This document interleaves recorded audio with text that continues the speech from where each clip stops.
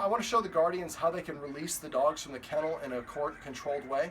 We have Ellie in the kennel in the house. We went outside with Gracie. We waited out here for a minute or two because I just want to kind of simulate this. So what we're going to do is go inside right now and I'm going to show the guardians how I would release the dog from the kennel. So we're going to keep this rolling. I'm going to create a little excitement. All right. So if you want to maybe stand right over there and shoot this way, perfect. And you can let her go. So what happens normally when we come home from work, our dogs are all excited. Is that the case here? Mm-hmm. Okay, so if we open the door and let them out, that's the energy that they're going to come out with, and that's not a balanced energy. So what I'm going to do is this, there we go. Now I see here she's excited about this. There we go. So I'm opening it, but I'm not allowing her to sit. She sits down, I take a step back. I wait for her to be stationary. She doesn't have to sit for me to take a step back. She just has to be stationary. Now if I take a step back, she tries to come forward. I rush forward and make the hissing sound. She can't leave the kennel unless I give her permission for this exercise. Now if she goes in the kennel on her own, she can come and go as she pleases. But when I come home, they say for people that when they go to jail and you hear that door close, you know you're in for the night. That's the hardest part. I don't know if that's the hardest part, but I don't know. I don't want to find out. But for dogs, when the door is closed, that's what's keeping them from coming out. So now what I want her to do is practice self-control. Just because the door's open doesn't mean you can leave. So as soon as she sits or is stationary, I take a step back. I wait and read the dog. She stays stationary. Take another step. Once the dog LAYs is usually when I get them the permission to come out. Now I only do that, she can LAY and still be excited. Now if your dog has a tendency to escape, don't move too far away because the more they escape, the more they will try to escape. And what we want is a nice calm energy before we release them. This is why I do the leash timeout and I wait to make the dog sit before we let them in or out of the door. We want to incorporate control and structure.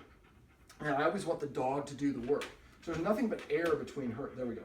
So she went side saddle, so I took another step back. I call it side saddle when they kind of sit on their hip because it's harder for her to get up and challenge. She's sitting on her haunches, she can pounce out.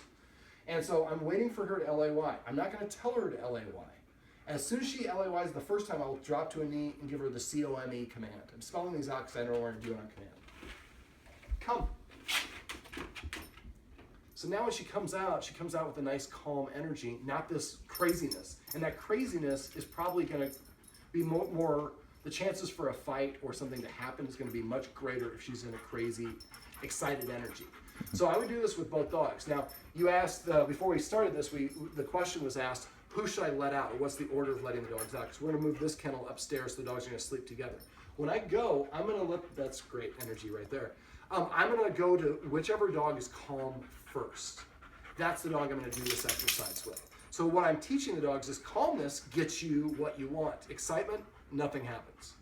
Now we actually call this manding. If you go to visit a breeder, all the puppies come and jump up at you at the gate, and the good breeder will tell you, don't pet the jumping puppy, pet the one that's sitting. So then the other siblings say, well, why is he getting petted? And then they start sitting, and then all of a sudden, when I picked up my Dalmatian Quest, I went to the edge of the gate, and Linda, the breeder, had him so well trained, they all sat down when I went to the edge of the gate. Most of the time you go to puppies, and they're spazzing out and barking, freaking out, sat quietly. Because they understand that's the only way that they're going to get attention. Sitting quietly in the kennel is the only way I'm going to be able to escape. Now what eventually what you'll be able to do is come home, open it like this, go upstairs, wash your hands, change clothes, start dinner, whatever it was. The dog stays in there until it gets the release command. Now you might want to come up with a specific command that just means release from the kennel. Freedom, or whatever it is, and I would come up with a specific one for each dog. So eventually you can go and open both doors in your bedroom, and then you go wash your hands, change clothes, get ready, then you just say freedom for one of them and exile for whatever the words are, and then the dogs come out one at a time. And if they do come out excited, then I would let the other dog come out first. If I'm worried about one of them getting into a fight, I want to let the more subordinate dog out first, and the more excitable or aggressive or dominant dog wait, and somebody comes out in the second, or she comes out in the second position.